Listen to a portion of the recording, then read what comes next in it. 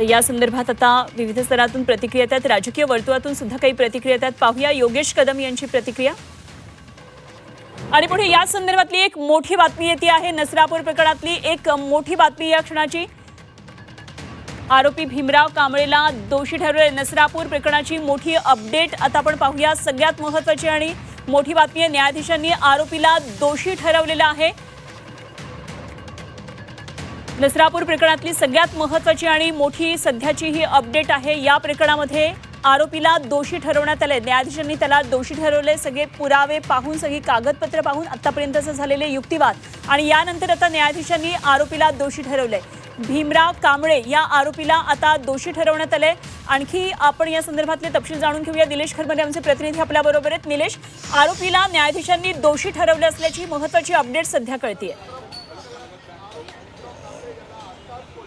अनुपना, महत्त्वाची गोष्ट आहे की या ठिकाणी आता निकालाचं वाचन सुरू असताना सुरुवातीलाच या ठिकाणी न्यायाधीश जे आहेत साळुंखे न्यायाधीश त्यांनी या ठिकाणी आरोपी भीमराव कांबळे जे आहेत त्यांना आता या ठिकाणी दोषी ठरवल्याचं या ठिकाणी उच्चार जे आहेत त्यांनी या ठिकाणी केलेला आपल्याला पाहायला मिळतोय. ज्या पद्धतीने पुरावे सादर करण्यात आलेले आहेत, दोषपत्र सादर करण्यात आले, या सगळ्याचा सारांश घेत या ठिकाणी आता न्यायाधीशांनी थेट आरोपी भीमराव कांबळे याला आता या ठिकाणी दोषी ठरवण्यात आलेला आहे. आणि या पुढचा जो खटला जो आहे आता या ठिकाणी सुरू असल्याचं आपल्याला पाहायला मिळतं. मात्र महत्त्वाची गोष्ट आहे की या ठिकाणी विशेष न्यायाधीश जे आहेत ते एस आर साळुंखे यांनी या ठिकाणी आरोपीला दोषी ठरवण्यात आलेला आहे. आणि 1 मे 2016ची जी घटना आहे त्या घटनेचा संपूर्ण पुरावे जे असतील किंवा सगळे घटनाक्रम जो आहे तो या ठिकाणी त्यांना वाचून दाखवण्यात आलेला आहे. या ठिकाणी आता आरोपीला जे आहे ते प्रश्न विचारला जातोय की जे आरोप तुझ्यावर सिद्ध झालेले आहेत ते तुला मान्य आहेत का,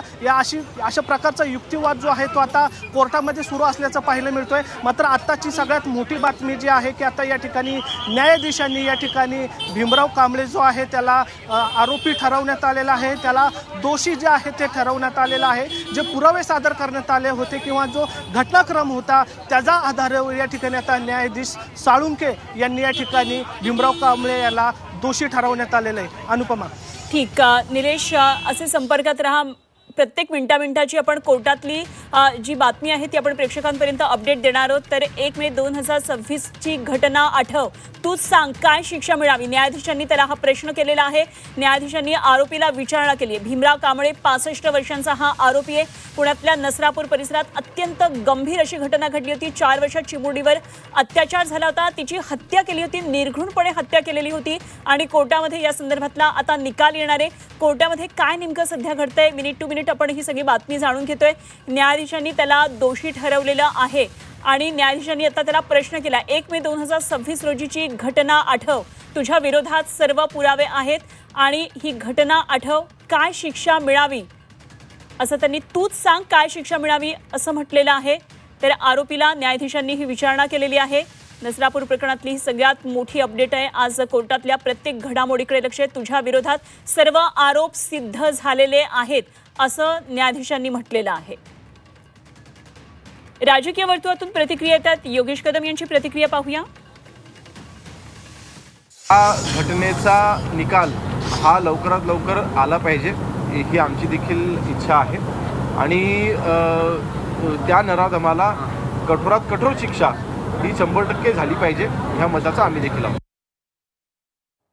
तर सध्या न्यायाधीश आरोपीला विचारणा करतात आणि एकंदरीतच त्यांनी आत्ता प्रश्न केला. 1 मेची ती घटना आठव, तुझ्या विरोधात सर्व आरोप सिद्ध झालेले आहेत असं न्यायाधीशांनी म्हटलेलं आहे. आणि तुला काय शिक्षा मिळावी अशी विचारणा त्यांनी केली. तूच सांग काय शिक्षा मिळावी अशा प्रकारे विचारणा केलेली आहे. अर्थातच कोर्ट या संदर्भात लवकरच निकाल देणार आहे. मात्र कोर्टातली प्रत्येक घडामोड आपण पाहतोय. आमचे प्रतिनिधी निलेश खरमरे सुद्धा कोर्टातल्या सगळ्या घडामोडींवर पुण्यामध्ये लक्ष ठेवून आहेत. पुन्हा एकदा आपण जाऊया निलेशकडे. निलेश, न्यायाधीशांनी आरोपीला दोषी ठरवलेलं आहेच आहे, मात्र त्याचबरोबर आत्ता एकंदरीतच प्रश्न करताना आरोपीला विचारलेलं आहे की तू घटना आठव आणि सगळे आरोप तुझ्या विरोधातले सिद्ध होतात. कोर्टात आरोपी खोटं बोलतोय असं सुद्धा कळतंय. मी तिला घेऊन जाताना पडलो असं त्यानं म्हटलेलं आहे आणि तिच्या डोक्याला मार लागला असं आता आरोपी सांगतोय. मी तिला मारलं नाही आरोपीनं त्याचं म्हणणं अशा प्रकारे आता कोर्टामध्ये ठेवलेलं आहे. जाऊया आपण निलेशकडे. निलेश, आरोपी कोर्टामध्ये खोटं बोलतोय असं दिसतंय.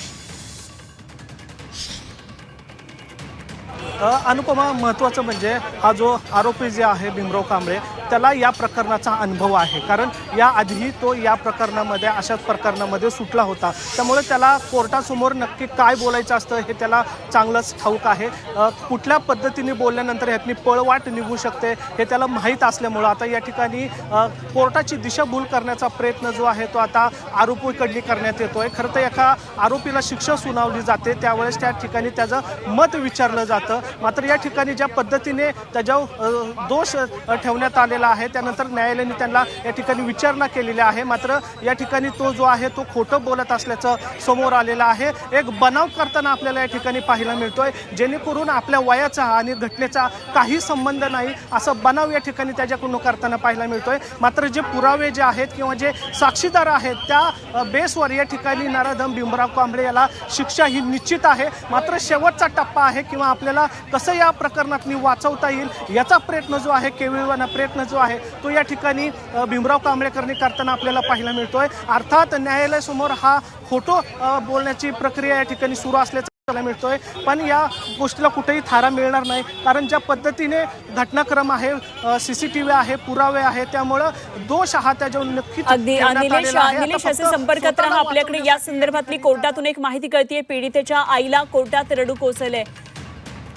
तर पीडितेच्या आईला कोर्टात रडू कोसळल्या. आज ती कोर्टामध्ये या फायनल दिवशी, ज्या दिवशी निकाल लागणार आहे त्या दिवशी स्वतः हजर आहे. आपल्या चिमुरडीवर झालेला अत्याचार आणि या सगळ्या घटनेनं कळवळलेली हा आई कोर्टामध्ये आता तिला रडू कोसळलेलं असल्याचं कळतंय. पीडितेच्या आईला कोर्टात रडू कोसळलेलं आहे आणि कोर्टामधल्या या सगळ्या घडामोडींवर लक्ष ठेवून आमचे प्रतिनिधी निलेश खरमरे. आपण पुन्हा एकदा निलेशकडे जाऊया. निलेश, आता आपण सांगत होतो आरोपी स्वतःला वाचवण्याचा प्रयत्न करतोय, पुन्हा पुन्हा तो खोटं बोलतोय. मी पडलो आणि मग त्या मुलीला मार लागला असं तो सांगतो आहे. कुठेतरी वाचवण्याचा त्याचा प्रयत्न चालू आहे आणि याच दरम्यान एक आणखी कोर्टामधून कळतंय या मुलीची आई आज कोर्टामध्ये उपस्थित आहे आणि तिला हे सगळं ऐकताना रडू कोसळलं असल्याचं कळतंय.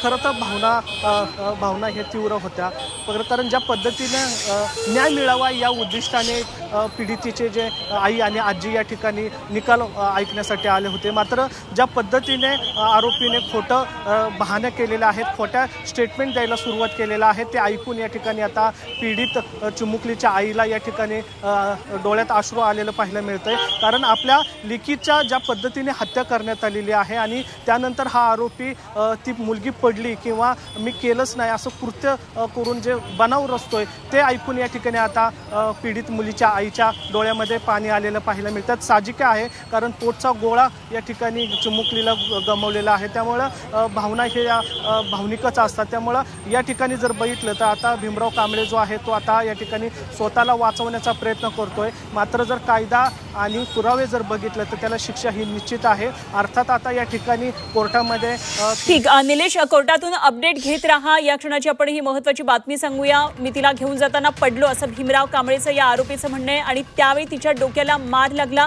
असं त्यानं कोर्टासमोर आता सांगितलेलं आहे. मी तिला मारलं नाही असं आरोपीचं म्हणणं आहे. त्यावेळी शेवटच्या क्षणाला स्वतःला वाचवण्याचा पुन्हा एकदा त्याचा हा प्रयत्न सुरू आहे, त्याचा हा कांगावा सुरू आहे. या नराधमाला CCTV मध्ये तो दिसतो आहे, तो कशा पद्धतीने या मुलीला छोट्या घेऊन जाताना दिसतोय आणि तिथल्या प्रत्यक्षदर्शींनी सुद्धा पाहिले तरी देखील स्वतःला वाचवण्याचा एक केविलवाणा प्रयत्न त्याचा सुरू आहे. अर्थातच न्यायाधीशांनी त्याला दोषी म्हटलेलं आहे आणि सगळे पुरावे तुझ्या विरुद्ध आहेत ते मिळालेले आहेत असं त्याला सांगितलेलं आहे. त्यामुळे तूच सांग तुला काय शिक्षा मिळावी अशी जेव्हा विचारणा केली तेव्हा त्याचं म्हणणं आहे की ती माझ्याबरोबर येत होती आणि त्यावेळी ती पडली आणि तिला लागलं. मात्र हे सगळं ऐकत असताना कोर्टामध्ये उपस्थित असलेल्या या चिमुरडीच्या आईला रडू कोसळलेलं आहे आणि कोर्टातली प्रत्येक घडामोड झी 24 तास आपल्यापर्यंत पोहोचवते. नसरापूर प्रकरणाची ही सगळ्यात मोठी अपडेट सध्याची आपण पाहतो आहोत. तर संपूर्ण देशाचं लक्ष खरं तर या प्रकरणाकडे लागलेलं आहे. हा न्यायालयीन इतिहासातला एक